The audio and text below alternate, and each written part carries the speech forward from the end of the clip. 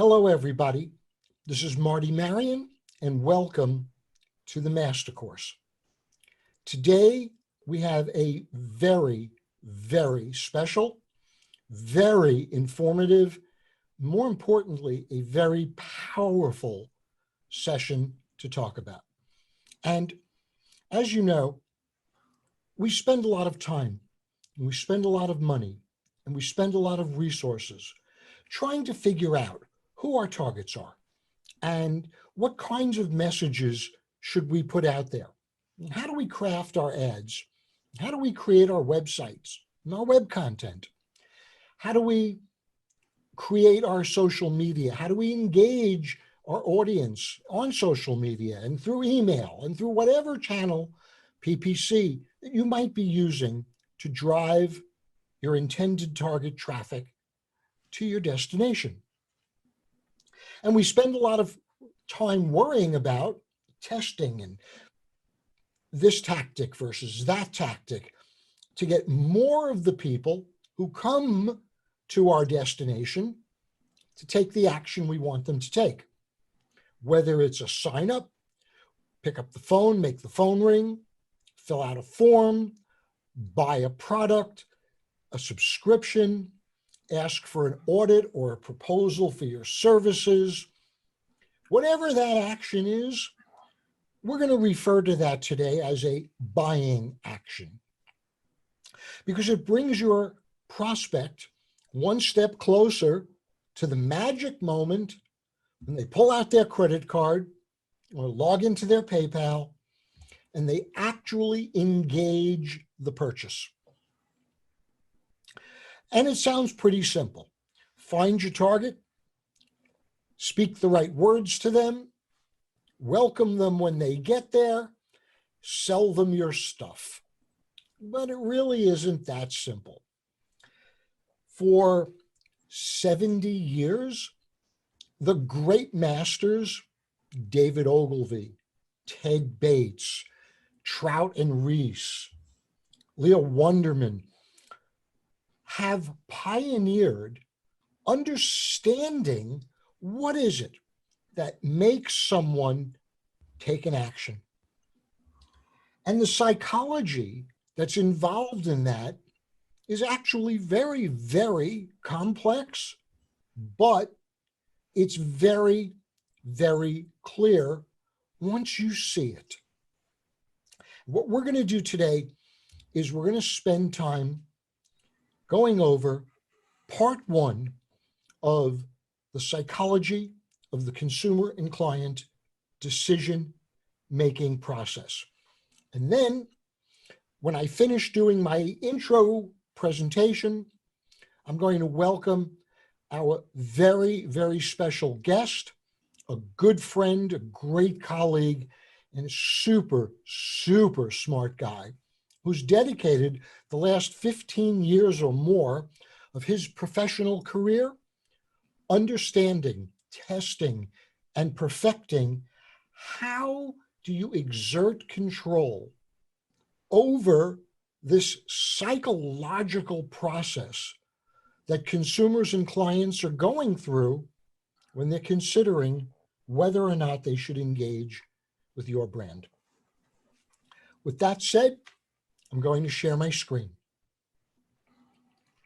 So welcome to today's Master Course.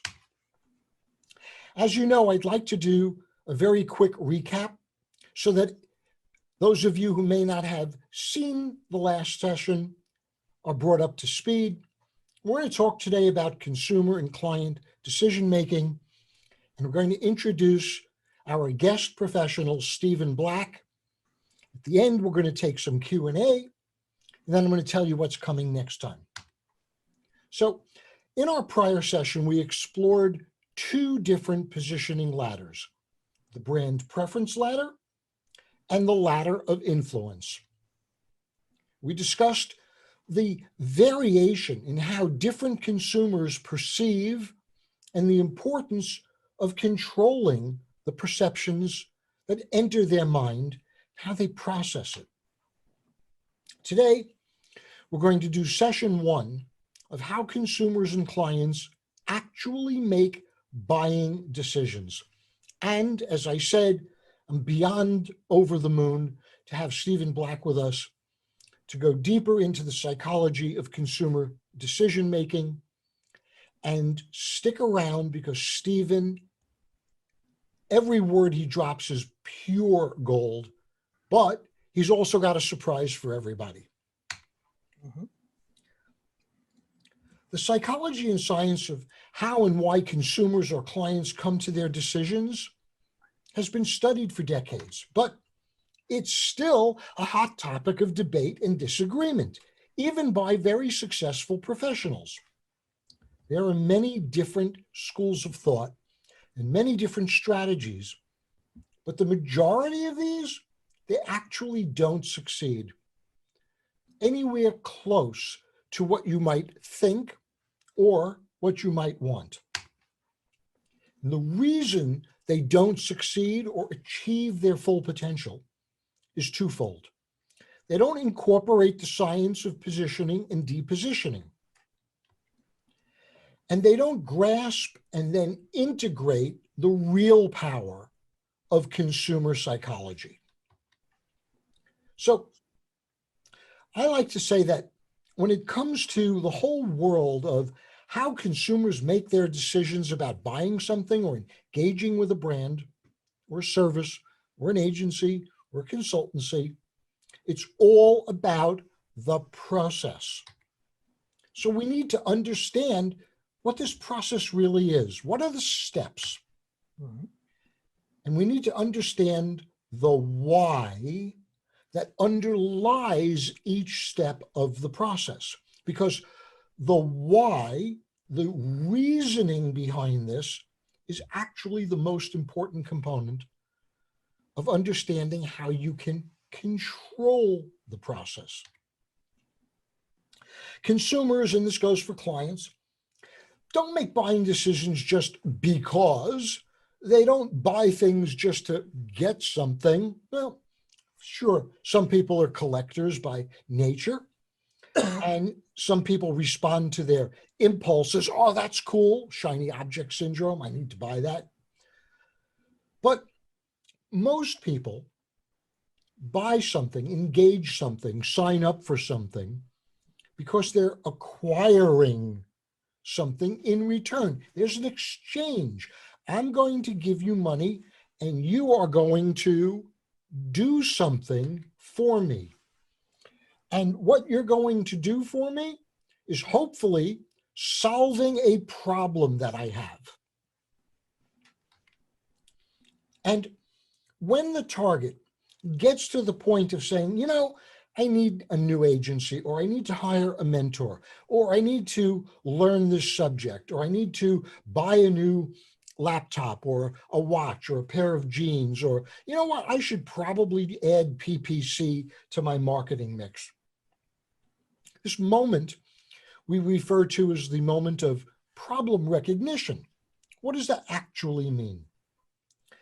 It means that the target has become aware of a discrepancy. Now, there's a gap between their current state and their desired state. Here I am today, and I'm marketing my products, but I'm not using Google Ads. Oh, okay, maybe I should. So there's a discrepancy. Here I am, but that's where I'd like to be. And when we as human beings realize that there's a discrepancy between our current state and our desired state, we're hardwired to want to resolve it as quickly as possible. And there are 4 buckets of reasons that encompass the range of the why anybody buys or engages. And if we look at these 4 buckets, we can understand what drives a particular target to take a specific action. We also can understand what our competitors are saying and messaging and offering to get the targets we want to take the action. And most importantly, we can understand how we create our positioning and our depositioning messaging so that we can compel our targets to take that action in favor of us and away from our competitors. So you can easily see there's a lot going on in the mind of the target. And it's all about what we like to call intent. Our targets make decisions to make a decision. I've made a decision that I need a laptop, a new laptop. Now I have to make the decision, which laptop am I going to buy? And where am I going to buy it? So we make decisions to make decisions at the next level to explore various options, hopefully determine the right one for us. And the right laptop for me might not be the best laptop for you. And all of this is based on one very simple formula. There's an obvious, or what we call a superficial intent. I want to buy a luxury watch, or I want to buy a laptop. But there's also a hidden layer beneath that. We call this the intent behind the intent. The intent behind the intent is the real reason anybody buys anything, or takes any kind of buying action, or makes any kind of buying decision. This is the why that they're doing whatever it is they're about to do. Because our target doesn't just want to buy a luxury watch. Maybe he or she wants to buy that luxury watch to reward themselves for getting that promotion to be CEO.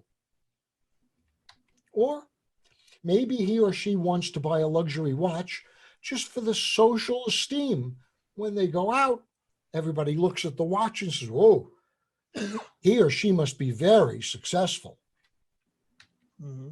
Or maybe they want to buy a luxury watch because their lifelong best friend is getting married next weekend, and I want to give him or her an unbelievable, mind-blowing gift. You can see that there are so many intents behind the intent, and depending on which one is in play, that's going to affect how consumers make their decisions. So let's take a very quick look at the 4 buckets of reasons. The first bucket is physiologic needs. Physiologic needs have a very high sense of urgency built in, and they're very often related to either the quality of life or survival, like Maslow's hierarchy. Mm-hmm. Hunger, thirst, sex, sleep, rest, activity, preservation, fitness, safety.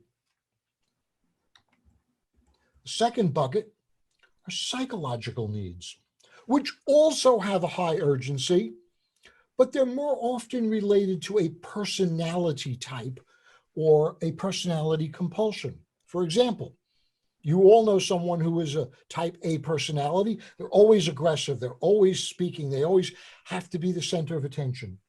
Or independence, or a sense of fulfillment or pride. Love. We all want love. We want to be respected for giving love. Curiosity, power. The third bucket is what we call desire for needs. Now, a desire for something is obviously less than a life and death issue, but for desires can be very powerful motivators. Maybe someone wants to feel a sense of acceptance or belonging or recognition or affiliation. Or they want success. They want to see financial improvement. Or maybe they're looking for knowledge. They want to learn something. Or beauty or appearance, or to look younger. Status, prestige, and pleasure. These are all motivators of why people make decisions to do something. And the fourth bucket This is one that's really one of my favorites. This is the freedom from type of need. And it stems from an aversion to something or an attempt to prevent something unwanted or unpleasant from happening. And very often, these can be the most powerful drivers. Who wants to be in pain? I don't want to live in fear. I don't want to get sick or have harm or injury happen to me. I don't want to lose something. I don't want pressure in my life or stress all the time. I never want to be ridiculed or thought to be an idiot or embarrassed. And I certainly don't want to be dissatisfied.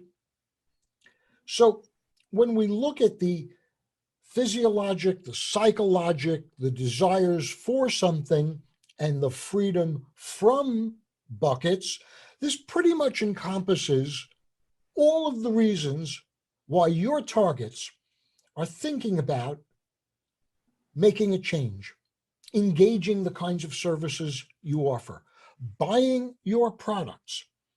And if we can understand this level, our ability to craft our messages and do some other things that I know we're going to talk about in a few minutes goes off the chart, and our success rate increases commensurately. So I am, as I've said before, immensely proud to know Stephen, to call Stephen Black a good friend and a colleague, and to have us just have the honor of his presence today. But more importantly, Stephen is my mentor when it comes to the subject of the psychology of consumers, client decision-making. And in my estimation, and as I like to say, I've been doing this a long time, folks, Stephen, in my opinion, is the world's expert in this subject. And so with that, I'm going to stop sharing my screen. And I'm going to welcome Stephen Black to take over and help us. Stephen, save us, Obi-Wan. Well, now that my heart is pounding after that introduction. Okay, so we can hear me, yes? Yes, we can see me? Yes. All good? See you All right. and hear you. Rock and roll. All right, so what we're going to do, Marty is correct. People buy through a number of mechanisms. A lot of the things that he spoke about are what are called irrational desires. Desires for status, desires for sex, desires for power, desires for significance. If you've studied any version of Abraham Maslow, you've probably seen his hierarchy of needs. We're going to see that here in my slides as we go along. Okay. But what we're going to do while I'm fixing something on my end, there we go. What we're going to do is we're going to talk a little deeper about how you can capitalize on some of the tendencies of human nature to convert more people and to get people from dead strangers through the buyer's journey and have a much, much higher thinking of you over your competitors. And the things that we can do with those tendencies of human nature and hidden addictions and whatnot are going to make your competition completely irrelevant. And that's what positioning is in my mind. When we talk about conversion rate optimization as marketers and that kind of thing, we often think about A/B testing and all of that kind of thing. I want to do everything that I possibly can to make all of my competition irrelevant. I want that when my prospects in the same space see an offer from my competition, they go, yeah, no, thanks. I'm good. Right? So let's share some slides. Let's share some visuals. Let's not just see the ugly talking head. All righty. So this is what I call the mechanics of persuasion. This is part of a bigger presentation that I have, but this is definitely what we need to talk about. So here's the agenda, guys. We're going to talk about the 5 stages of buyer awareness and why it's fluid, and how we can play on that and some things we can do to move people through that in our favor. We're going to talk about hidden addictions that we can play on. We're going to talk about something called a conversion ceiling, and how we can manipulate that. And then we're going to talk about the Fogg behavioral model and how to make your call to actions better. Because I know, most of the people in here are marketers, and we're always trying to find a way to get more people to convert. And I have it boiled down here for you in a nice visual and simple explanation that whatever roadblock or problem you're trying to address, the reason that they're not taking action at any point, if they're not clicking through the ad, or if they're not getting on your email list, or if they're not buying, it only comes down to one of 2 things. And so if you know what those one of 2 things are, you can optimize to get past that with the information you're providing around your call to action. Very, very powerful stuff. So let's dive right in. Let's bring up the 5 stages of awareness. I imagine a lot of you have already seen this at some point, but I wanted to go over it right now. Now, as Marty mentioned, when we come into contact with people, we're coming into contact with people with maybe our SEO messaging. People have found us in a search. Maybe we're using Google search ads, and our assets are showing up as they have the intent. Maybe we're using Facebook ads, and it's interruptive marketing. Okay, that's fine. The hiccup comes in that you aren't sure a lot of the time what state those recipients are in when they receive your message. So just a simple product offer is not going to work for all of the people that are receiving that message, right? You have to understand, when people receive your messaging, there's a few roadblocks beyond just them not knowing you.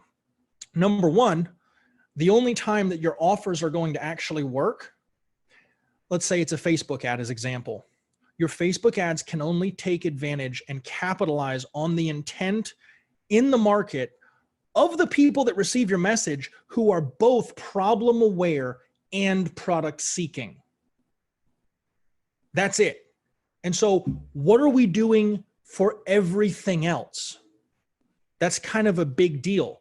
What about people who maybe are problem aware, but they're not aware of our product? That's a different message. What about people who aren't going to be aware of their problems until they see a message?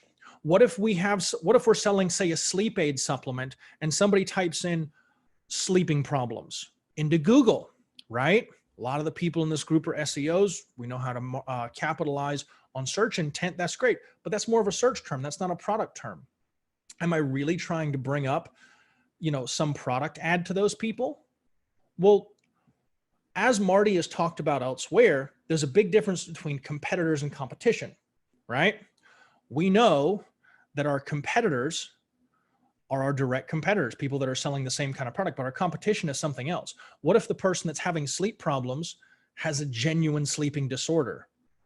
What if they don't want to take pills? What if they just need a different mattress or a different blanket or a different pillow or a different nighttime routine, or maybe some essential oils or? These are all things that we need to consider. And our messaging to people that are using those search terms, we need to think, hey, wait a minute. Somebody that's using this search term, this is a term that maybe they're not totally product aware yet. Let me make a piece of content that lets them know I understand them, and then sway them toward my side. Now, how do we do that? We've all heard that kind of thing before, but let's really talk about it. When you're making messages, when you're making content, when you're making any version of an asset, I want you to understand any content you make is an experience for the end recipient. Now, sometimes those experiences are simply a blog article. I came, I saw, I got informed. That was wonderful. Well, how do we optimize that experience? Can I make that experience better? Can I make it easier to read? Can I add some expert opinions? Can I add a quiz to it? Can I do something to make them interactive? It's a lot different than just reading it, right?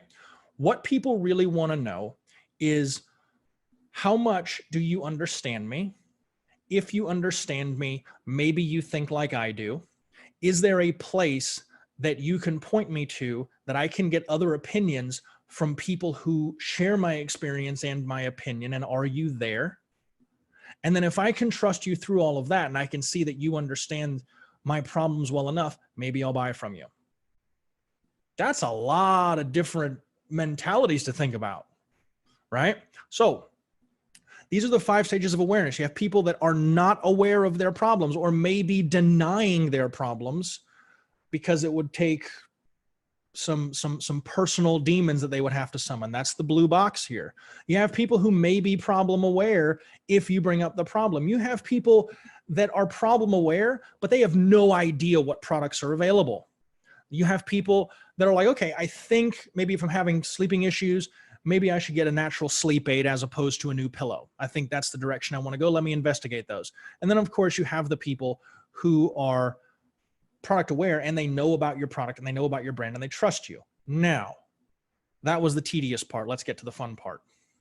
Okay, let's go down here. Here's something for you.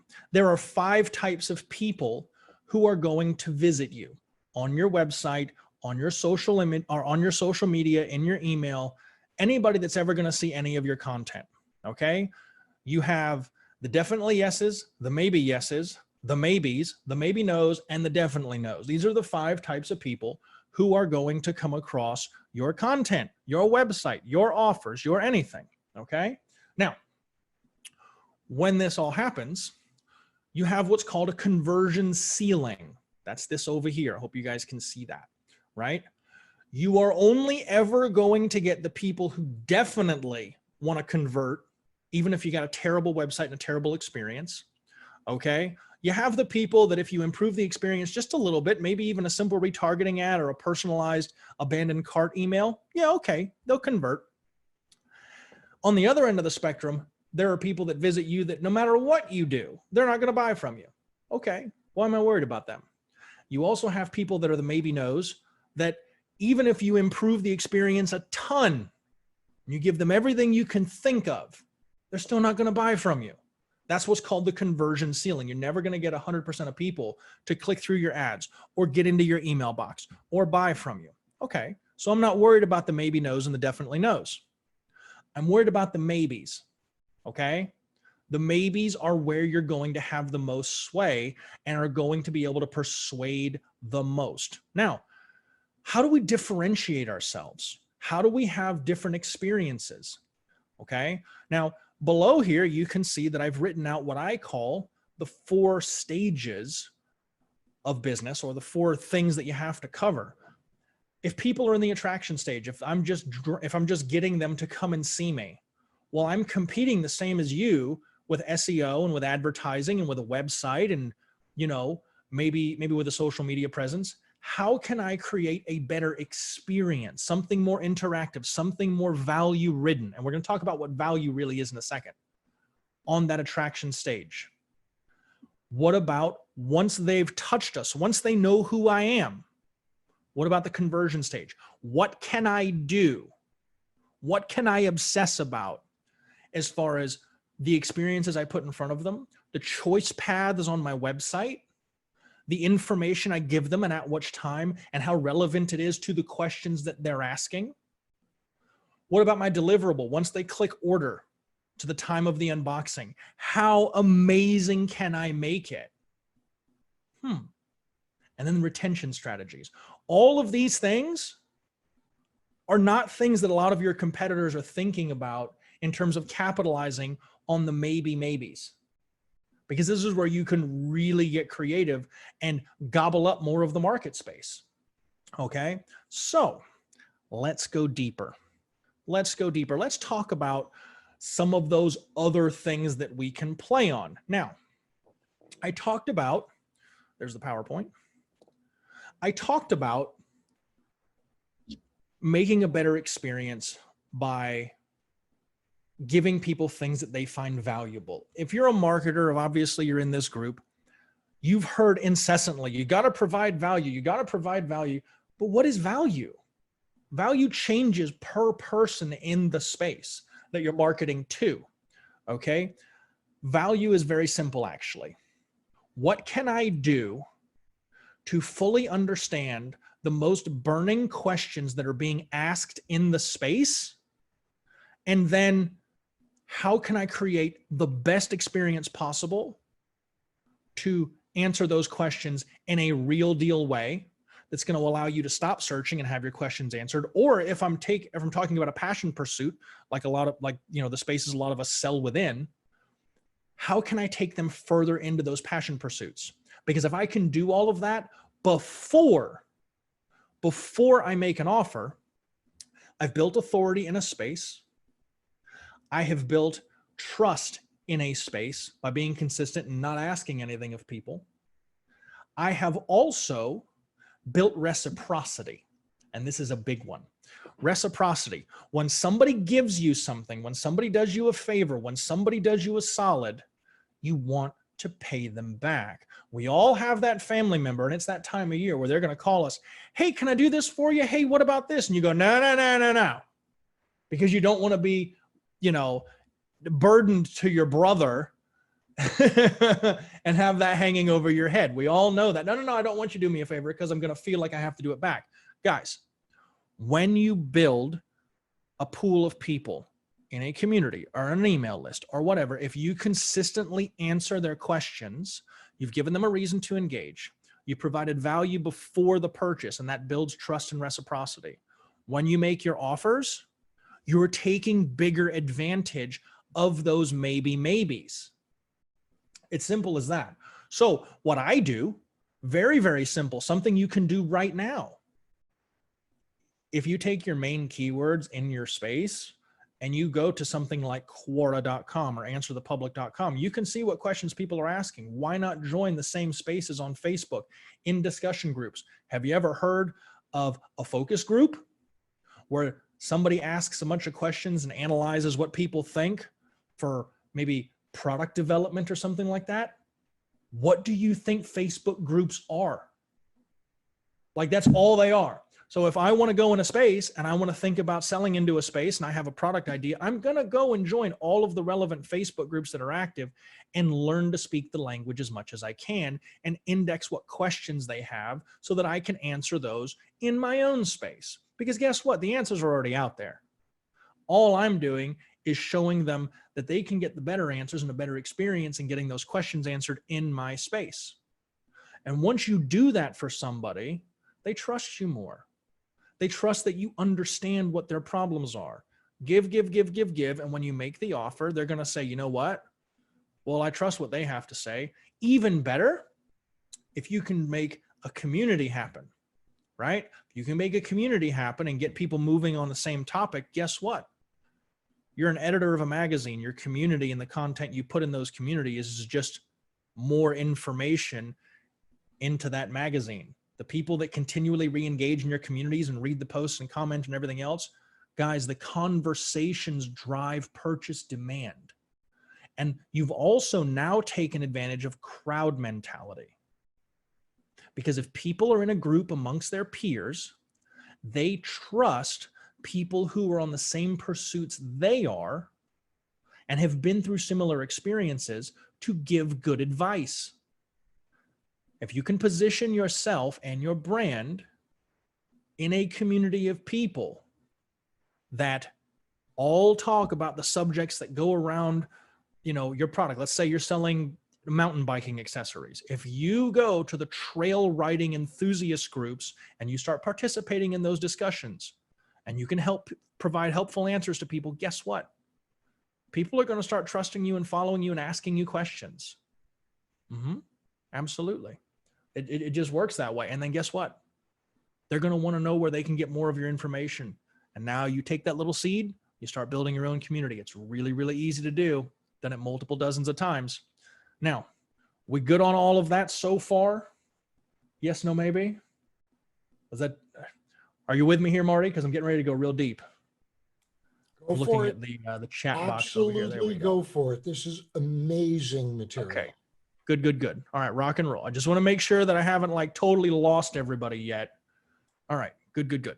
Okay, So you seeing where I'm going with this? And I'm going to try to fly through some information here. And I will also put write-ups and visuals in the group for people so they have the resources and reference too. I want to make sure we have all of that too. All right. Now then, let's talk about hidden addictions, or as I like to think about it, the little puppet strings that you can use to make people dance and buy from you. Lots of fun. We're going to fly through this. Now, number one, the degree to which we are able to influence others is in direct proportion to the amount of ugly truth we can accept about human nature. All right? Think about that. The more we're willing to accept as ugly truth about how human beings really operate, the more we can influence that human nature. Even if the people that we're influencing don't realize the reasons behind the whys that they're acting. Think about the 4 buckets that Marty talked about. Now, that being said, here are 3 tendencies that people have. These are 3 tendencies of human nature. And when we use these to our advantage, every human being knows these inherently. And all of us use these in regular life, but it's also why we mask our intent from one another, okay? And it sounds like you're lying to people, and that's not actually the case. Honesty is manipulative. There's no such thing as genuine honesty. I'm going to prove it to you.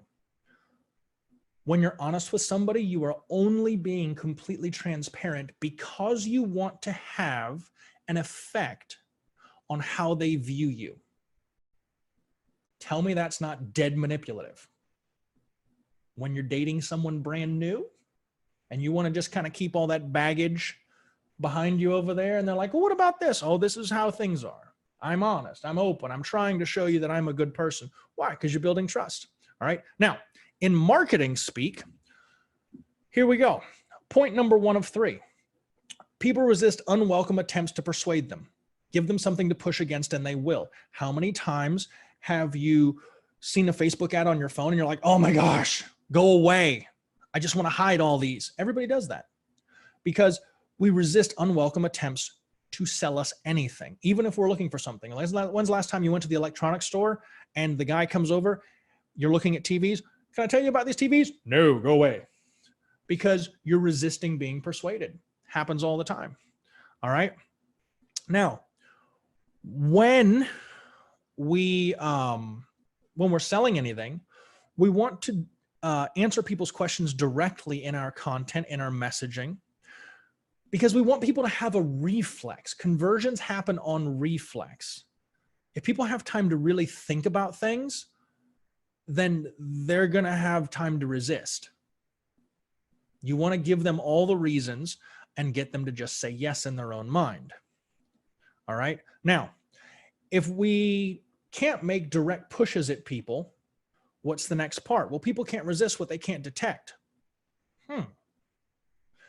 If I give positive reinforcement and indirect suggestions, can I influence the behavior of other people, especially in groups? Yes. This is why I talk about building a community. If you can get people starting to talk to each other, if you can get people to share reviews, this is like when we use our testimonials and advertising. If we get other people to come in and say how good we are, and that starts swirling around, well, the person that's not totally ready to buy yet, they're going to see that and they're going to go, okay, well, they had a good experience and they had a good experience. And there was a hiccup over here and I can see how they serviced that and they took care of it. Now I feel a little better about it. Realistically, you're in the group and you're reading all of that and you don't realize those conversations that I'm fostering are an indirect, maybe a little slower going, but not super slow, sales process. I'm driving purchase demand as opposed to trying to overcome sales resistance with direct answering of objections in a one-on-one kind of closing deal. Does that make sense for everybody? I'm watching the chat over here. Are we good so far? I think so. All right. Number 3 of the 3 human tendencies. People sometimes believe what they're told, but they never doubt what they conclude. And this is the most important of the three tendencies. What does that mean? Once people decide what they want to believe on their own, there's nothing you're going to do to sway their opinion. Zero. Absolutely zero. Think about all of the brands that Marty has given example of, even in his free group, right? Of here's a move that these guys made. Here's why it's going to destroy them. Here's a move these guys made. Here's why it's beautiful, right? The reason that positioning is so important is because of this particular human tendency. Like it's unbelievable how strong this is. If you have a perception that a local restaurant is a certain way, or a local gym is a certain way, or the people there are a certain way, or a group or a website or a company or whatever, or a type of people or a certain political leaning or anything, once you believe it, good luck trying to convince you otherwise. Now, how do we get around all of that? All right. I already talked about that, trying to cruise through. If we sometimes believe what we're told, but never doubt what we conclude, we resist what's being pushed at us and cannot resist what we cannot detect. That means the best way to sell your prospects is to make it their idea to seek you out and buy from you. Don't push things at people, get them to pull. How do you do that? You put little lovely things in their way. If we look back, right, at this here, think about it. If you're searching on the internet to solve one of your problems, and think about this, guys, the only time we ever go online or on our phones, and sorry if I'm a little all over the place, but the only time we ever go online is we have four things in mind: problems, questions, roadblocks that are in our way, and a result that we're seeking. We're just not sure if it's a DIY video, or if it's a product we need to buy, or if it's somebody that we need to hire to solve our problems and give us our results. But we know what our problems, our questions, and our roadblocks are. We just need to find that bridge, and that's what we're searching for online. If I can put messages in front of you, be it SEO or on a social media page or through ads, that directly answer those questions I know you have, and my name keeps coming up again and again and again as the place that answers those questions or gives a better experience while answering them. When you start seeing my offers versus my competitors, who do you really think you're going to go for? You don't really have much of a choice, right? Good luck. Now, what does that mean? That means, let's say you're in e-com and you're driving cold traffic and your conversion rates are like 2%. Okay, that's a dead cold audience. And we can do our retargeting and all of that kind of thing if you're just running paid ads. But what about having a social group? What about having a community of people that you can continually pool from? And because of their conversations, you're already building authority in the space, and they're continually driving more people to your offers. I have multiple Facebook groups that all of them just from that channel do over 6 figures a year each without any ads, just because I've developed an authority for providing people information to answer their questions and take them further into their passion pursuits in that space. If you can see the 5 stages of buyer awareness, as they read those conversations and as we answer questions for these people, we're taking them all the way through all 5 stages because they're fluid. And we're also playing on hidden addictions that we're getting ready to capitalize on and talk about. You guys with me so far? Yes, no, maybe in the chat here. Marty, we good to go so far? I'm just soaking it all in. Okay. All right. I'm putting the gas on here. I just want to make sure that I'm still with everybody. All right. I think you are. This is amazing. Okay. Let's keep cruising. Let's talk about Maslow. All right. Now, this is Maslow's hierarchy here that Marty talked about. Okay. Now, we are a need-driven species, but what you don't see above the top of the pyramid right here is we as a species have a desperate need for mental engagement. We need to have our attention captured and focused and intensified.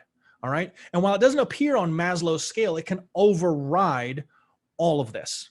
Okay. Think about the last time you were in a movie theater and you were hammering down that popcorn and the water or the soda or whatever you like, right? And 2 hours went by and all of a sudden you're like, oh my gosh, I gotta go. Get me out of here. You had no idea you had to go to the bathroom. Or if you sit down and you get sucked into binge watching like the Lord of the Rings trilogy in the morning on a Saturday morning because like your wife is out of town and you're bored to tears. Well, at night, you're going to go and realize, oh my gosh, I didn't call anybody today and I forgot to eat. Whoops. Your need to have your attention captured and focused can be it overrides all these other things temporarily. Now, how can we do that?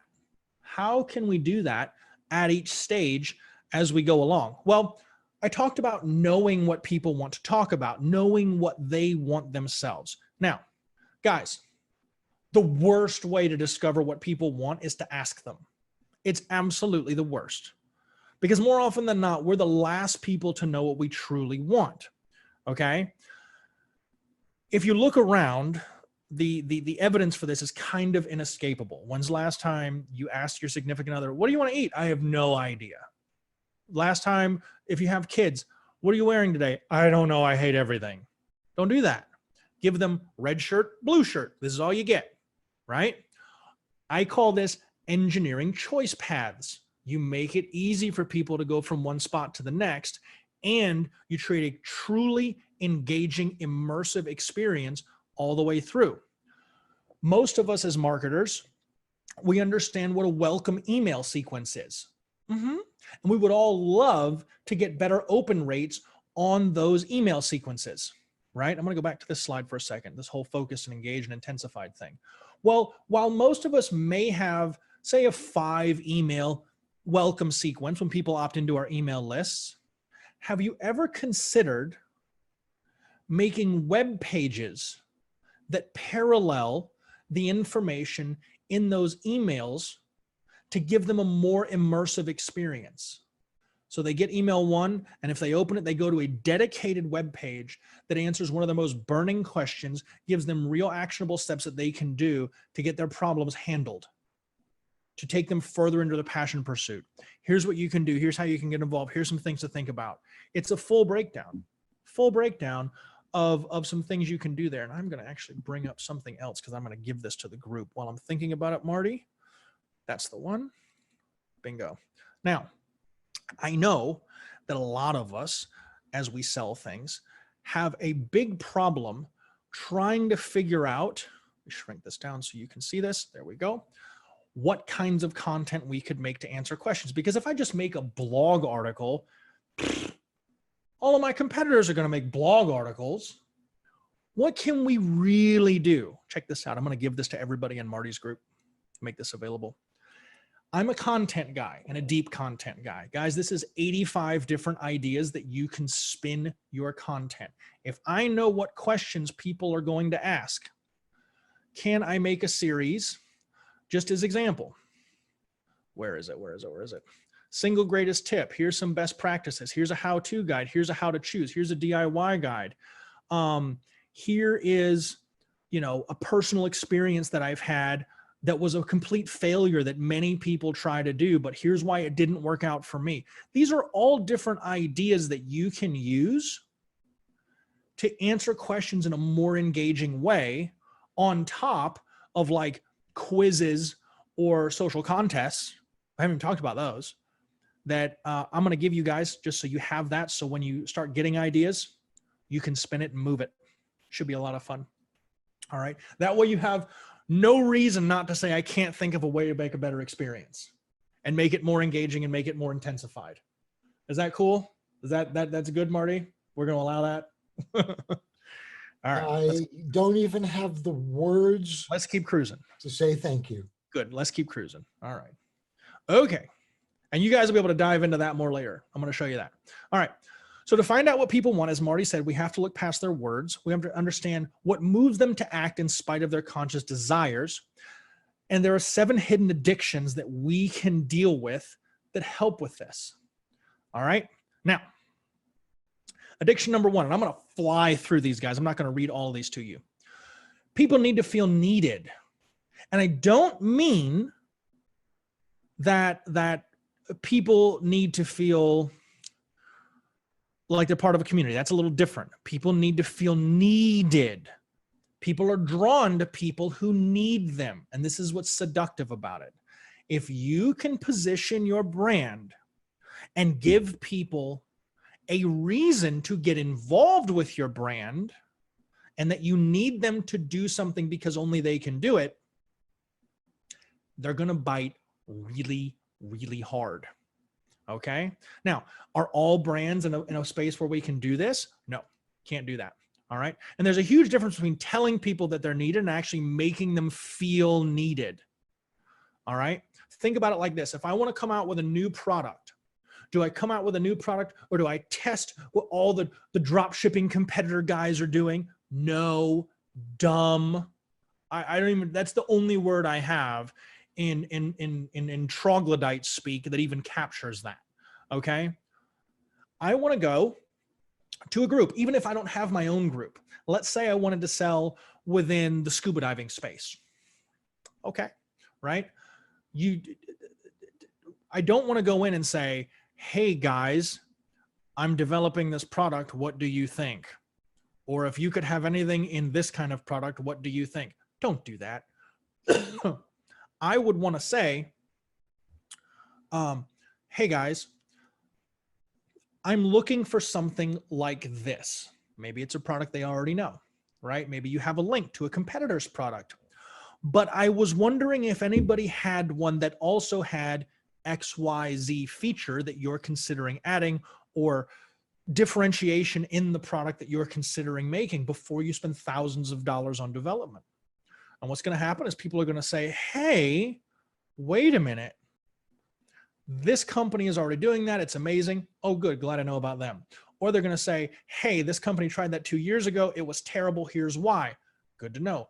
Or they're going to say, hey, do you know where that is? I would love to find a link following this thread. Sure. Now, when you develop your own group, this is where we get to use the hidden addiction of significance here. If I have my own group, I'm going to say, hey guys, I heard you guys talking about XYZ, and you can tag a few people and the questions that they've brought up on their passion pursuit. We want to develop a product that has this and this and this. We're thinking about prototyping it. If we get the prototypes made, can you review them for us? They're special. They're needed. You go into your Facebook Insights and you see who the top participants are in your group. You send them out. Let them review the products in your group, good or bad. Because if it comes from people that are exactly like the people that are going to be buying from you when the product eventually comes out, if they say it's good, you develop the product, everybody's excited. They're mad they didn't get to take part in the testing round. If it's bad, you can say, thank you so much. We'll go back and fix it. And you come back and try it again. Now the entire community is involved in your product development process. And that builds hype and purchase demand before you even drop the product. They're telling their friends, they're bringing people into the group. They can't wait to see what you come out with, because the product is directly related to the need that they brought forward in the communities. I made them feel needed. Woohoo! Works like a charm. And guys, launch day on those kind of products, oh, crazy, crazy, crazy. Just be ready. All right, let's keep moving.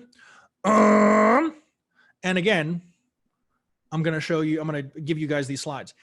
Hidden addiction number 2. And yes, I use a very provocative photo here on purpose. When people are aware of an impasse, they will do anything to gain a sense of hope. Those who can create a sense of hope in the face of hopelessness command attention. In other words, when you can find people who are really, really stuck and you can show them a path forward, you've got them in the palm of your hand. They will do anything that you want because they've tried everything else. And if you can genuinely convince them that you understand their problems, you see things from their perspective, you have that empathy, and you have an alternate path out that's logical for them to follow, they bite real hard, even if it turns out to be a terrible idea. Okay. That's why I use the picture there. All right. Fully against all of that, but it was a ridiculous example of people doing something when they were hopeless after World War I. Crazy stuff. Crazy stuff. This is a hidden addiction at work. Okay. Now, consider how much of our lives are spent looking for answers to our problems. This is people searching for hope. And it's such a basic need that few of us give it proper attention. All right. So if we want to use this, we simply ask, what are other people frustrated with in our space? What are the circumstances they're seeking to resolve? How will complying with our proposal help satisfy their need for hope? This is all accomplished through social listening. What promise of hope can you offer to those you wish to persuade? If you can offer a sense of hope, they bite right down on your content. They develop trust in you. They can ask you questions. They get interactive with you. And my friends, all they've done is walk right into your sticky web of win-win goodness, to where you can nurture them, help them solve their problems, and they become a brand advocate for you. Pretty straightforward stuff that nobody thinks about. Nobody thinks about in all the other marketing forums talking about SEO tactics and Facebook ads and blah, blah, blah, blah, blah. Give me a break. This is the stuff that's going to make people like super loyal to you. All right. Crazy fun stuff. Now, hidden addiction number 3. This is a powerful one. People need a scapegoat. You can't make somebody wrong for what they believe. Okay. Now, people need a scapegoat. Let me explain. When people are frustrated and don't know which way to turn, those who help them identify an external cause for their problems provide the attractive solution. In the face of difficulty, there's no stronger instinct or desire than to source the problem outside of ourselves. So let's say you're selling supplements. The reason you can't gain muscle is XYZ. The reason you can't lose weight is because of your thyroid. The reason you're not getting the results in your marketing business is because these other people have this tool, or it's too competitive, or, they have this advantage and this and that. It's all outside of you. It has nothing to do with all of your own internal problems, and that you have not absolutely optimized the 168 hours a week that you get to really obsess and be a maniac and own your failures so that you can move forward. Don't make people do that. You're not going to sell them anything doing that. How many times have you seen the weight loss pills? It's your thyroid. It's the gunk in your stomach is why you can't lose weight no matter how much you exercise. Oh, really? How about that? External scapegoat. This is actually such a strong thing in human nature that past centuries in religions, think about like the witch trials just a few centuries ago. They're possessed by this, they're possessed by that. It's an intangible. It's something outside of the person. Not that they're a reprehensible person making garbage decisions about their life. So in your marketing agency, in your copywriting, in the products that you're trying to sell, right? Yeah, Mark says you suck by this. Yeah, don't do that. Instead, we offer them an out. We offer them something outside of themselves. And the reason that we do that is also the same pool of people who may have a problem they're really embarrassed about, or they don't want to talk about, or they're just running away from and procrastinating about dealing with.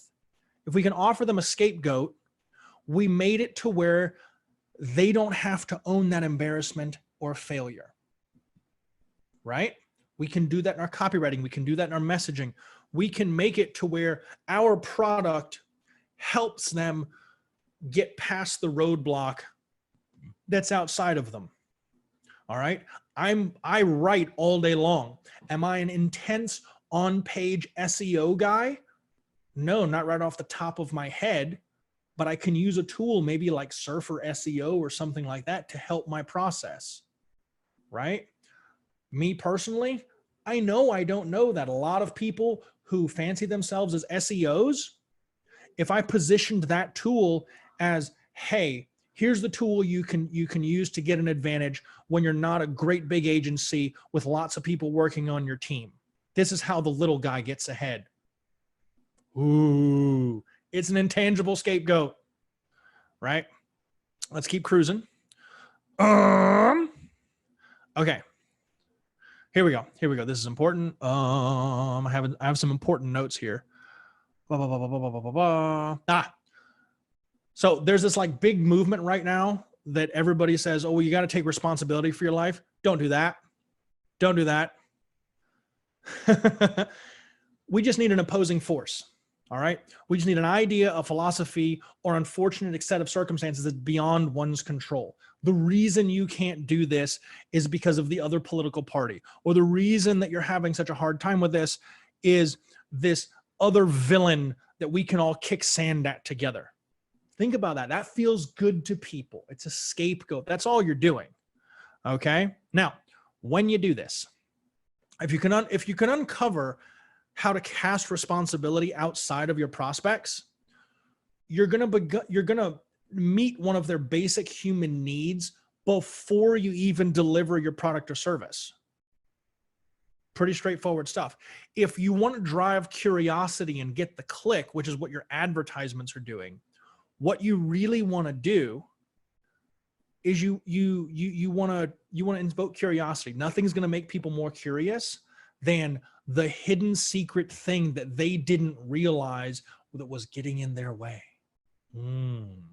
I've been dealing with this problem for 6 months, and there's this other thing. I didn't even know that that was a thing. Surely that's what's keeping me back. I'll try that product and see if it gets me there.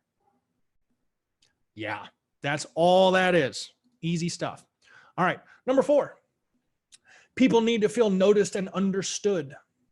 How many times do you comment in a group or and get a bunch of likes and you needing to be significant amongst your peers? Let's say you can create a community and allow people to comment, and that thread gets a lot of engagement. People feel good about that. When's the last time that somebody sent you like an email, that you were part of some list and you responded, and they responded directly to you first name and had a real conversation with you? You feel noticed and understood. I don't feel like an outcast or a wallpaper person. Interesting. Guys, in my groups, when people post something significant, I keep a spreadsheet. And I keep a timer on a revolving calendar, and I'll message them. Let's say they're working on a project that I know should take about a month. I'm going to direct message them later on, or I'm going to post another thread. Hey, so-and-so, I remember you working on this project. How is it going for you? Is there anything we can do to deal with that? Or let's say I'm selling something in the scuba diving space, which I am, by the way. I would be in my scuba diving group and I would say, hey, so-and-so, didn't you guys talk about going to see the whale sharks back in October? You have any pictures from that? How'd that go? Show us. And everybody piles on. Ooh, yeah. Show us. I want to do that. Where'd you go? Who was the dive shop? How'd all that work out? I'm making them significant. I'm making them feel like they're appreciated. They're special. You don't think that's part of the sales process? Who do you think they're going to buy their equipment from? Who do you think, when I say go check this out, not this other one, who do you think they're going to listen to? What happens when it's not just me and it's everybody else in the group? Crowd mentality, crazy stuff. People need to feel noticed and understood. And these are like things that we all know and can say, yeah, I get that, but I never thought to use it like this. Well, guess what? When you answer people's basic questions, when I can index it and I can make content and I can say, hey, here's the real deal. Here's how you get past all of that. I'm just trying to answer your questions and provide value before I make you an offer, even if you don't realize it. What happens if they feel like you really understand them? What's on the screen right now? They don't feel like an outcast. They don't feel like it's just them alone with their own problems. They feel noticed and understood. You think I'm not going to take advantage of that in my conversion processes? Give me a break. All right. You guys all with me, or am I putting you to sleep? I got a couple more. You with me so far? Yeah? Maybe? Just want to make sure. All right. Good stuff? All right. Rock and roll. We'll keep going. All right. Just a couple more. Hidden addiction number 5. People need to know things that others aren't supposed to know. People need their secrets. Okay? So for a lot of people, to learn hidden information, a lot of time is irresistible. All right? Marty, you got it. Got it. All right. What people need to know hidden information. A lot of the times this gets cast up as clickbait type of things that come to mind. But I want you to understand, clickbait is only a bait and switch. If you drive curiosity through a headline and people are like, damn it, I feel like I have to click now. I want to know what that is. Okay. Well, if you actually deliver on the other side of the thing and don't make them go through 47 slides, good stuff. Good stuff. Think about it. You're all part of this program because you know through his demonstration that Marty, real deal, is like the magician on positioning. And I won't build a brand without talking to him about the idea first. In fact, there's a lot of ideas that I've had. He's like, no, don't do that. Don't, no. For a million reasons, don't do that. Here's where you start. Boom, boom, boom. That's why we do it. It's hidden information because we feel like it gives us an advantage. Whether it's in our passion pursuits or business pursuits or life pursuits or whatever. Now, my next one is my favorite one of the 7. People need to be right. Everyone is an addict to being right. All right. We can't deal with chaos and uncertainty. Now, remember the 3 human tendencies. And I talked about how once people decide that they believe in something, that's it. We have to be right no matter what it is. Right? How many times on social media have you seen people being emotionally petulant, going back and forth with people they have no idea who they really are besides a name on a screen? Why? Because we're addicted to being right. We are digitally having a temper tantrum against another person just because we need to be right. Why?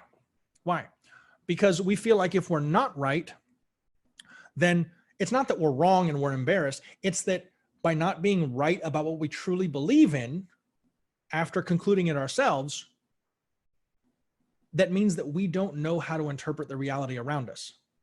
Wow. Really strong. So how do we capitalize on this? If you get people talking and conversing, if you get people from taking in information to conversing with you and amongst the group,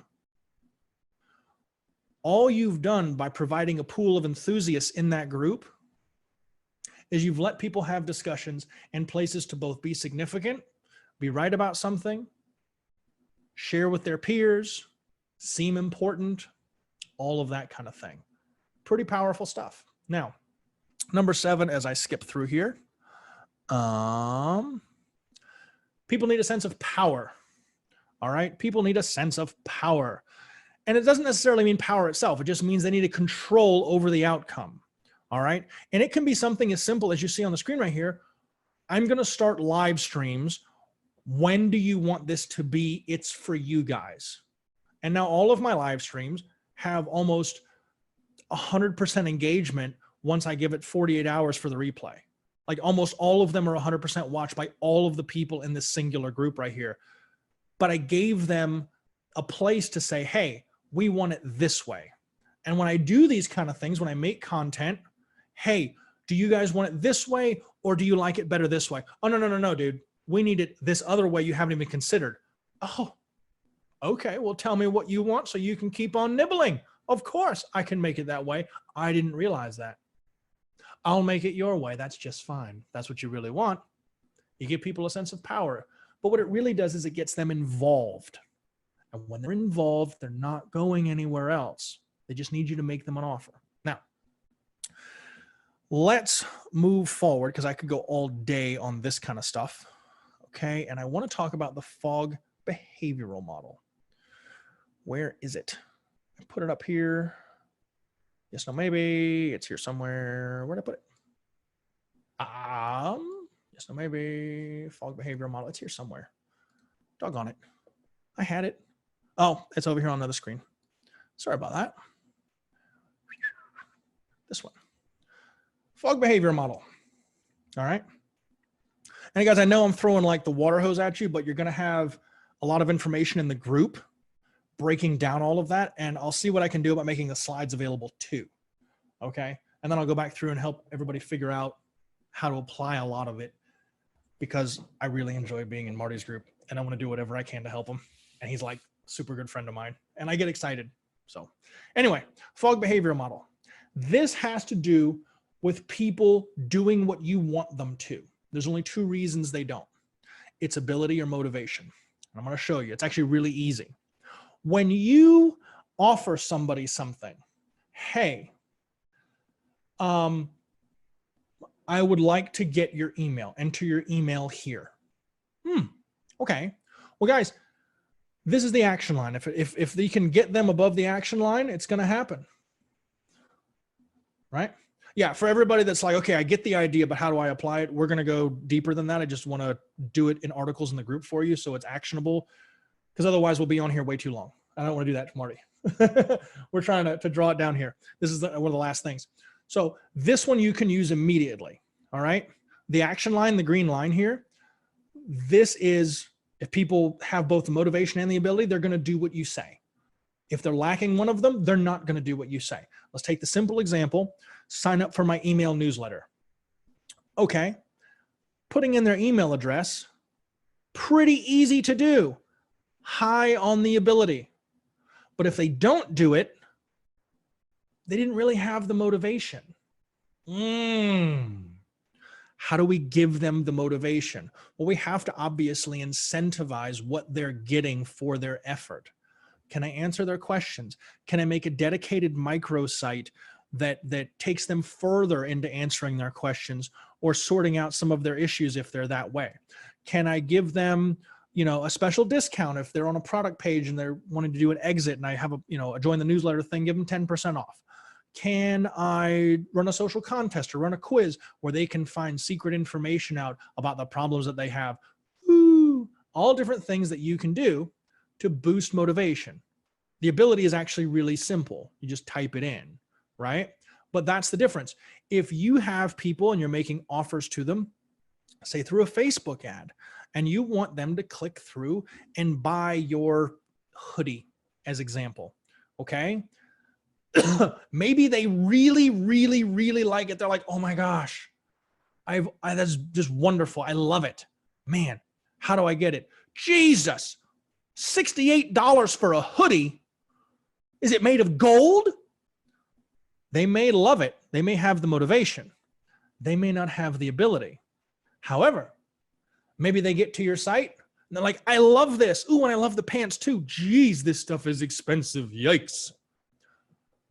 But what if you can offer free shipping? Let's say your hoodie's $60 and you got something else that's another 60. What if you offer free shipping over $100 and you offer a payment plan through something like Afterpay or Klarna?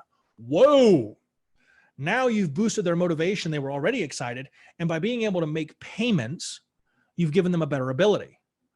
They're more likely to take action. That's why you see things like that.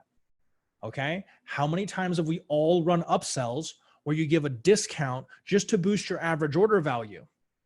You're trying to pump motivation. They've already spent, they've demonstrated the ability. You're drawing down the threshold for ability by discounting when the motivation to buy is already there. That's why upsells work. It's this model right here. Okay. So I'll make this slide available for everyone else as well. And I'll have a big to-do on how it all works. And I will link to the book that describes all of this as well. So you can go really, really deep there. Professor Fogg is really amazing guy.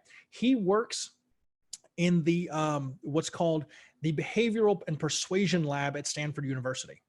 Fun stuff. That's a thing. I've talked to him. He's a really nice guy. Okay.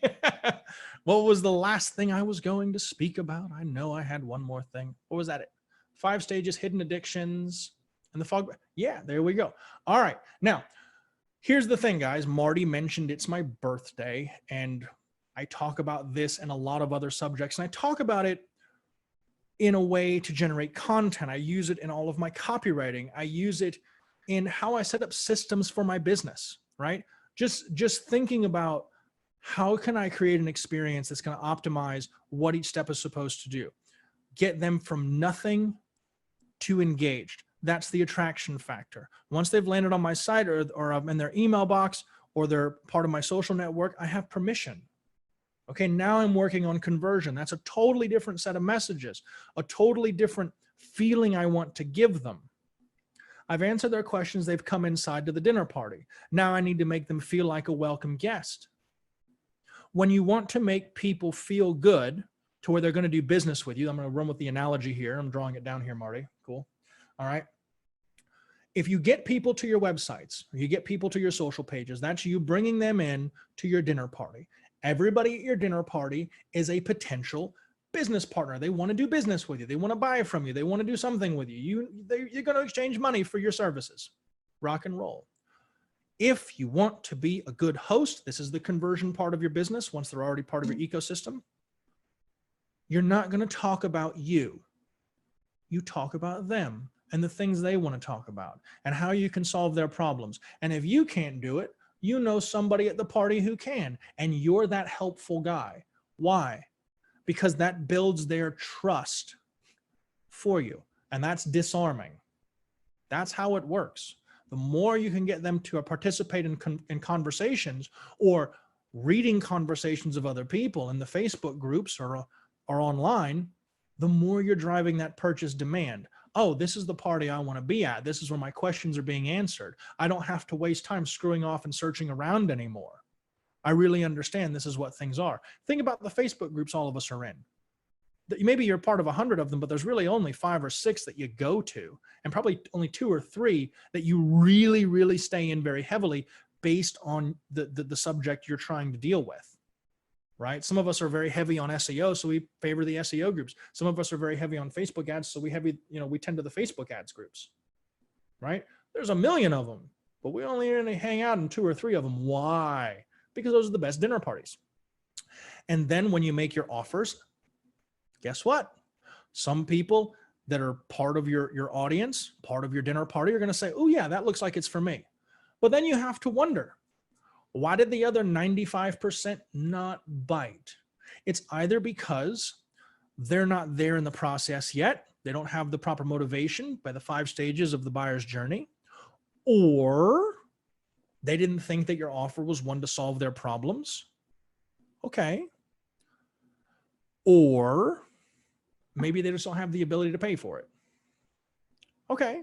But now you can go back in with another offer, reword it a little differently, take a different angle, because you've been able to read those conversations too and figure out what's really important to people. So you're optimizing while you're listening and making people significant and making them feel needed and letting them show how right they are amongst their peers. See where all this is going? Pretty fun stuff. Now, do you have to be a crazy expert in all of this? No, you don't. All you need to do is be an editor of a magazine. And that's why I'm going to give you guys the 85 pieces of content, because if somebody can answer their question with a single blog article, but you can answer their question with a series of, say, 5 3-minute videos with a template to help them pass their problem that's for free, you're going to win. You're going to convert way more people because it's a better experience through the process. All right. Now then, I go deep on a number of different topics. This is my favorite one. I'm a content guy. And a lot of people here in the masterclass, or the Marty's Master Positioning Insiders group, know me. They know me from various other places. And it is my birthday, and I am running a special on my own program. If you want to get deeper into my head for copywriting, content generation, psychology, systems of business, I cover a multitude of different topics, and I'm running a special here for Marty's group. If you guys want to take a look at it, all you have to do is go to your browser, type in www.seller.school, and it will bring you to this. If you want to see what's inside, you can go through and see what I talk about at each level. I cover a lot. Okay. Now, pricing is on there as well. for Marty's group,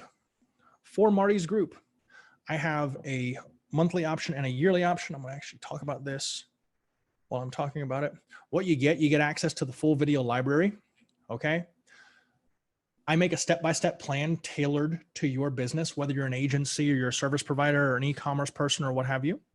You get lifetime access to the video library, including all of the updates. You get a year of private access to my private Facebook group where I talk deep about all of this, including live streams, a lot like Marty does. I create a custom step-by-step tailored plan for you, and you get to bother me directly as much as you would like for answering questions and mentorship for a full year. Now, it's $1,500 for a year or $250 a month. What I have set up for Marty and the group here, and Marty, you're going to giggle at me because I didn't actually get to finish making this slide, so it's just going to be pretty straightforward here. All right. But if you guys want to play and want to check it out, you can use code Marty1, which is $100 off the first 3 months if you want to do the monthly, or you can use Marty2 and you get $500 off the one-time payment. That will knock it down to $1,000 for a full year of everything you could possibly want to milk out of my head. Or you can check out it for $150 a month for the first 3 months. I also have a full 30-day refund policy. So if you get in and you're like, that's cool, but I don't really think it's for me. Cool. No questions asked, money back. We can still be friends. I will still be helpful for you in other groups. Okay. So I will make all of the slides and all of the diagrams and everything else available. If you guys have questions about any of this or my program or anything else like that, happy to answer those. And I just want to thank Marty again for having me be a part of this. I will go deeper in the groups with a follow-up series of written articles and examples on how to take advantage of all of this in a tactical way for various situations. I actually have all that written already. I just need to post it in his group so you guys will have that alongside the other resources. I want to thank you guys all for taking the time to be with me, especially if you're watching the replay and you want to go back through it. I really appreciate that. And I'm in the group too, so tag me if you have a direct question for me, and I'm happy to go as deep as you would like. Okay, so there you go, friends. Thank you so much, and I will turn it back over to Marty. Wow. Wow. I have to catch my breath. You know, I talk about positioning and depositioning and competitive advantage every day. And I have for the last, 30 years of my life and my business career. You have this incredible ability to cut through all the noise and get to those just insane aha moments of summing up conceptual things. And I like to talk a lot. I like to go into detail a lot. But when you explain these very complicated concepts, I mean, we're talking about concepts that PhDs and multi-billion-dollar agencies spend lifetimes testing and experimenting with, and you throw up a slide and says, you need a scapegoat. Yeah. We can look at that and say, wow, how many people do we know are willing to truly look themselves in the mirror and say, I'm deficient, I screwed up, I'm not good, I didn't do it right, it's all my fault, right? And the concept of providing a scapegoat is such a complicated piece of psychology boiled down to a very simple target that we as marketers can look at our websites. We can look at our ads. We can look at the text of our websites and our emails. And we can ask ourselves, are we making the mistake of trying to hold up a mirror to the prospect that we want to solve their problem, where the most likely result is they're going to be forced to come to grips with the fact that they are the problem. Nobody Okay. wants to be the problem, right? I have a way of boiling that down even more. Everyone should write this down. Fair warning. Scapegoat equals boogeyman. Nobody wants to hold up a mirror and have to realize that it's their own fault that they're lacking. Instead, if I can point out what the boogeyman is and help them kick sand at the boogeyman, well, now we're on the same team. I understand them innately. Yeah. Now, here's one for you. Here's one for you that's an intangible that I know you lived through, Marty. In the media in the 60s, how much were people afraid of Big Red? Communism. That's an intangible boogeyman. We understand how bad it could be, right? But the threat of communism had everybody watching everybody else. Movie stars and everybody else would come out with media pieces, I'm no red, and everything else like that. Now, here's a fun story. Where did I learn a lot of this stuff? Well, I study psychology a lot. I study psychoanalysis a lot. Sigmund Freud. More importantly, if you've not heard of the name, his nephew, Edward Bernays, who founded the practice of public relations. Now, here's an example. Here's a fun example of using a scapegoat to get their way, right? Here's what happened. In Guatemala, the United Fruit Company owned all of, I say most of the land that people were working on farming bananas. Okay, the people had enough of that garbage and decided that they were going to elect a president who would give them back power. So they elected a president, duly elected president down in Guatemala, and he gave all of the land back to the people and took it away from United Fruit. United Fruit called Edward Bernays, the head of public relations up here. He was a big shot in New York. You should look him up. And what Edward Bernays did, because it wasn't the age of the internet, he said, okay, I think I can do something about this. And he got with the government, CIA, President Nixon at the time. And he said, we can fix this, right? Marty's rolling his eyes already, chewing his teeth at me. All right, so here's the fun thing. What happened is Edward Bernays set up a bunch of phony press operations, and started circulating the rumor that communism was in Guatemala and the new president was a staunch communist and that they were going to put nuclear missiles just offshore in Guatemala aimed at the United States. And this was shortly after the Bay of Pigs. And what happened? They went down there with a media outfit and some cameras, and President Nixon in the presidential palace in Guatemala found communist pamphlets. Very, very coincidental, interesting. But he had the American people's support to go down there because of that circulation. They used a scapegoat, United Fruit. We're going to use communism. We have to out this president. We inserted a new guy down there, and he gave all the land back to United Fruit. And then what you saw were a whole bunch of breakfast commercials on how important bananas were in the United Fruit Company. I am shocked to find gambling in this establishment. Now, I have two other quick things really fast that I forgot to tell people immediately that I want to talk to people about. Literally 10 seconds of screen share, if I can do that, because I forgot these things and I want to show people really, really fast. Go for it. 10 seconds. Here we go. All right. This one. All right. Now, guys, you see the lady on the screen here with the little bear behind her head?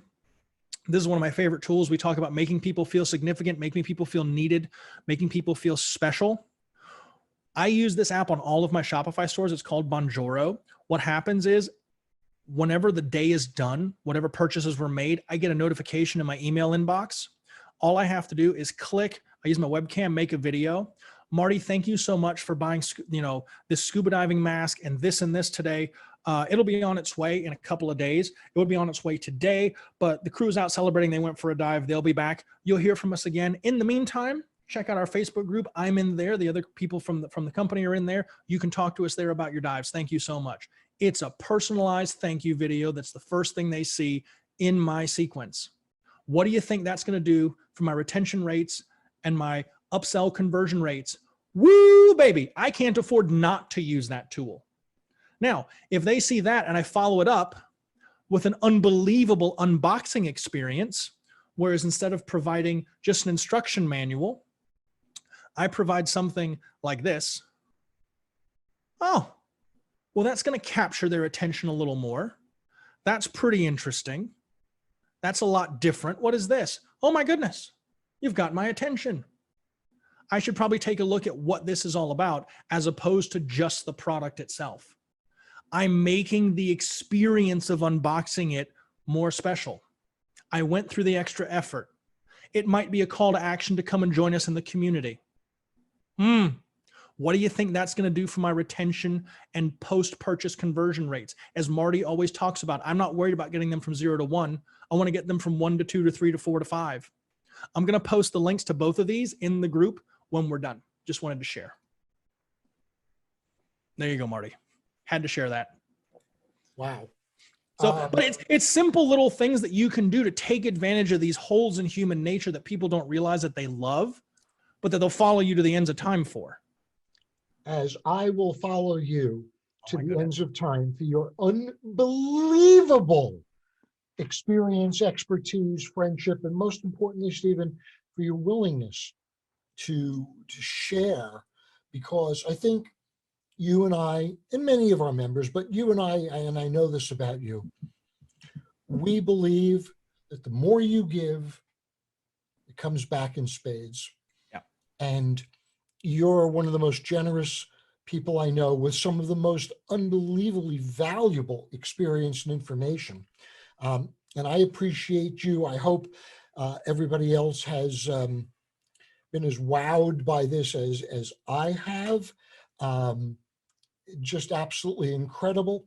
So I'm going to say to everybody, thank you very much for joining us today.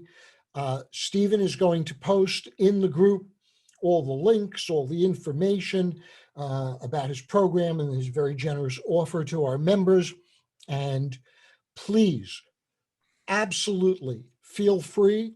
I encourage you, and Stephen encourages you, get in touch with him. If you're not a member of his groups, what are you waiting for? If you're not signing up for this program, then, well, what can I say? It's in your hands. Everybody, thank you so much for being here today. I am going to share my screen just for one more minute. Next time, we're going to talk about controlling the consumer and client decision-making process, part 2, where I'm going to tell you about the beauty contest tactic and how you can make sure you win the beauty contest when your targets and your prospects are comparing and comparison shopping. Who should I engage? You're going to be the finalist. You're going to be the winner, and you're going to take home the bouquet of roses. And I'm going to show you some actual examples from my very sacred vault of advertising examples. We're going to go through that in great, great detail. So with that, I am going to say thank you all for joining us. My love, respect, and unlimited thanks go out to Stephen Black. I'll see you all next time on the Master Course. See you all very, very soon.